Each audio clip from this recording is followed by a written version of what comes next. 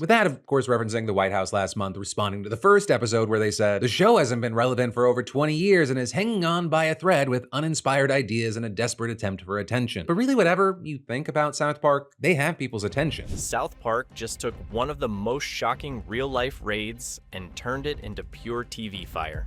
The episode opened with masked ICE agents leaping out of a rental truck in a chaotic Home Depot parking lot, a scene ripped straight from the headlines about Operation Trojan Horse. It mocked their new $50,000 recruitment blitz, and even skewered Trump's push to erase undocumented immigrants from the census, all with that fearless South Park bite. The laughter was loud, but the warning about power and civil rights was even louder. Are we ready to face the truths hiding behind the jokes? I have no doubt that there are many, many Latinos in heaven.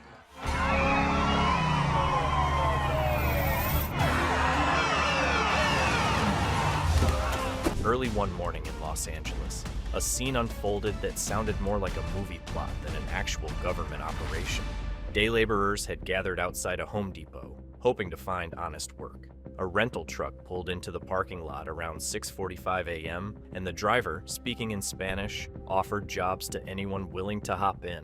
It seemed like a chance for a day's wages, but when the back door of the truck rolled up, heavily armed ICE agents in masks leapt out. Witnesses say they chased people through the lot, arresting anyone they could catch. The raid stunned onlookers and quickly drew outrage. President's handing out bonuses to recruits that stand out, and I'm gonna recommend you for the next... Oh! Grab it! This wasn't just another immigration sweep. A Border Patrol commander even reposted footage of the incident, calling it Operation Trojan Horse, a name that captured the deceptive way agents disguised their arrival. The move raised serious legal questions because a federal judge had previously ordered the government to stop random immigration arrests in several California counties, including Los Angeles. Reports showed that in earlier raids, almost everyone detained had no criminal record. People were being targeted for how they looked or the language they spoke, which led to U.S. citizens of Latino descent being swept up as well. The controversy deepened when Penske, the rental company that owned the truck, released a sharp statement. They said their vehicles are never to be used to transport people in cargo areas, and that they had no idea their truck would be part of this raid. Penske even contacted the Department of Homeland Security to remind them of company policy and to demand assurances that their vehicles would not be misused again. Civil rights advocates called the raid an assault on people's liberties, describing it as lawless and frightening. The story spread quickly, becoming a national example of how far immigration enforcement was willing to go and why many questioned whether it violated constitutional protections. Hey, Satan! Meet the new face of Homeland Security. Whoa! Oh my God! I just want to go. This place is gross. South Park grabbed this real-life chaos and turned it into one of its sharpest parodies yet. In the episode, ICE agents are portrayed as mask-wearing, rental truck-jumping characters who explode out of a cartoon vehicle like a SWAT team in a slapstick comedy. The animation exaggerates every detail: the agents' frantic chase, their over-the-top gear, and the absurdity of luring workers with false promises. It's wild, it's ridiculous, and it's unmistakably South Park. But behind the laughs, the show is making a serious point. By pushing the raid to extremes, the writers highlight the real fear people feel when immigration enforcement crosses the line. The parody shows how intimidation and deception can chip away at basic freedoms, even for those who are just looking for a day's work. Viewers laugh at the spectacle, but the underlying message is hard to miss. When government power is used recklessly, it threatens everyone's rights. South Park's take transforms a disturbing event into a moment of biting comedy, proving that satire can reveal truths that straightforward news reports sometimes struggle to capture. People are having to constantly put on makeup, inject stuff, just keep her face from falling off, which literally it does fall off. But in addition to that, they really lean into the dog controversy with Kristi Noem, which, in case you forgot. After lampooning the raid, the episode swings to another headline that feels just as unreal: ICE's massive new hiring campaign. In real life, the agency recently dropped its age limits and dangled big incentives like a $50,000 signing bonus and student loan repayment to lure recruits. South Park turns that recruitment drive into pure absurdity.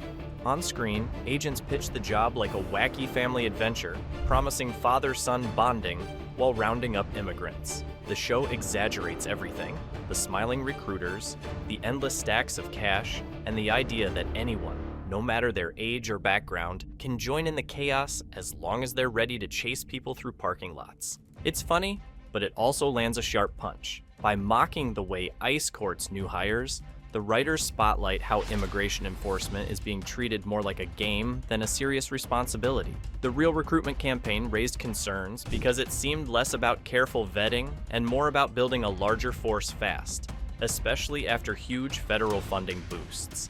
South Park takes those concerns and shows how dangerous it can be when an agency focused on deportation is allowed to grow without limits. Through jokes and over-the-top visuals, the episode warns that hiring sprees without strict oversight can easily become a tool for fear and intimidation.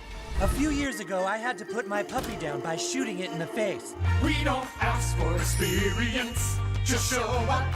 We don't care if you've read a book or grown up. The story doesn't stop at raids and recruitment. South Park also weaves in a clever nod to the growing fear among international students who worry their words could lead to deportation. This ties directly to a real lawsuit from Stanford University's student newspaper, where writers reported that foreign students were avoiding interviews or asking to have their names removed from articles because they feared retaliation. The episode mirrors this anxiety with a scene in which cartoon college students whisper about whether a single critical post or comment could bring ICE to their door. It's played for laughs, but the message is serious. Across the country, non-citizen students have described self-censoring on social media or declining opportunities because they're scared their speech might be used against them. In one real case, a Tufts University student from Turkey testified that a Homeland Security agent was told to prioritize her arrest simply because she wrote an opinion piece critical of a U.S. ally. South Park captures that chilling reality with its trademark exaggeration, showing how the threat of surveillance can silence voices and weaken the right to free expression.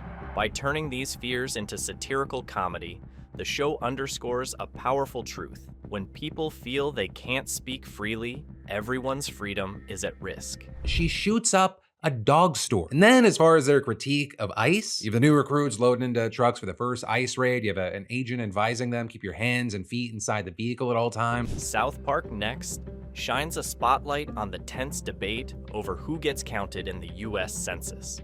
In the real world, former President Trump pushed to exclude undocumented immigrants from the official population numbers, a move that would shift political power by reducing representation for states with large immigrant communities. The Constitution requires counting the whole number of persons, but the administration tried to argue that non-citizens shouldn't be included. Courts blocked earlier attempts to add a citizenship question, yet the push to rewrite the rules has never fully gone away. The episode takes this legal fight and cranks the absurdity up to 11. Animated politicians brag about erasing people with a giant eraser while census workers chase shadows instead of citizens. It's classic South Park, hilarious on the surface, but with a sharp edge beneath.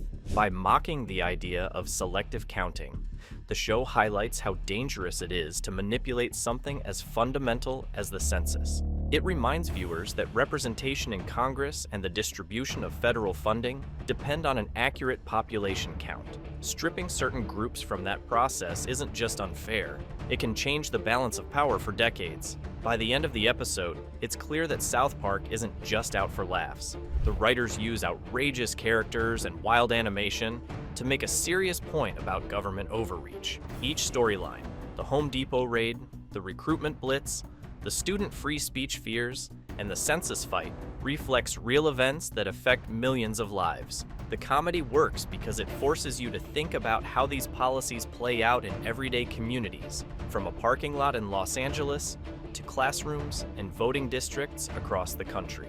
I know it's tough doing what's hard, But we could use more men like you in the street on this side. Your Botox, Miss Nom? Oh, yeah, fix me up, fix me up. Another day doing what's tough.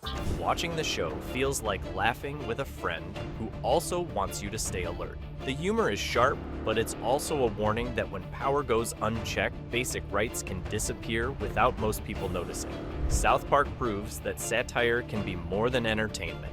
It can spark conversations and challenge authority in ways straight news sometimes can't. By blending real headlines with outrageous comedy, the episode invites viewers to question who is being counted, who is being silenced, and how far leaders will go to enforce their vision of control.